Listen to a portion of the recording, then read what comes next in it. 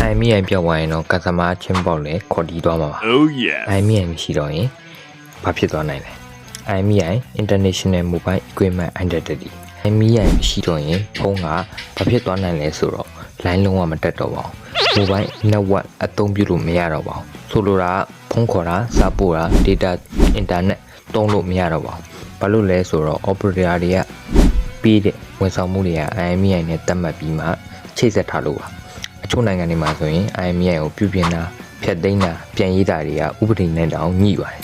မြန်မာပြည်က service ဆရာမတတိထားကြပါငါဆရာကြီး IMEI ပြင်နေတယ်ကွာဆိုပြီးတော့ခြေအောင်နေရပါလိမ့်မယ် software update တွေမရတော့ပါဘူး application ထုတ်လုပ်တဲ့သူတွေက IMEI မပါတဲ့ဖုန်းတွေကို update ပေးတာကနေရပ်ပစ်လိုက်လို့ရပါတယ် Play Store, iCloud, iMac တပိုက်စတာတွေကတော့လုံးဝမရတော့ပါဘူး Wi-Fi ကတော့ရနေရဆိုရင်မှလည်းဖုန်းက mobile line မရတော့ Wi-Fi tablet တက်တာပဲဖြစ်နေပါမယ် Wi-Fi tablet လောက်တော့မတာတော့ပါဘူးမျက်နှာပြင်လေးရသေးသေးလေးဆိုတော့စင်ကတ်မလို့တဲ့ application တွေတုံးလို့ရနေမယ်ဆိုရင်မှလည်းလုံခြုံရေးအတွက် IMEI လိုအပ်တဲ့ application တွေကတော့တုံးမရတော့ပါဘူး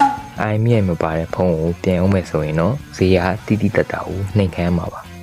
ကျွန်တော်ဆိုရင်လည်းနှိမ်ပါပါပဲအဲ့ဒါဟုတ်ဗျစာပစ်ဆရာကြီးကြားမှာပြောနေကြတခွန်းရှိပါတယ်ဘာပဲလို့လို့ပတ်ကက်ယူဆိုတာပါမယူရင်တော့ IMEI ပြောင်းသွားရင်ကစတမားချဲမပေါက်လဲခေါ်တီးသွားမှာပါဗျအားလုံးကျေးဇူးတင်ပါတယ်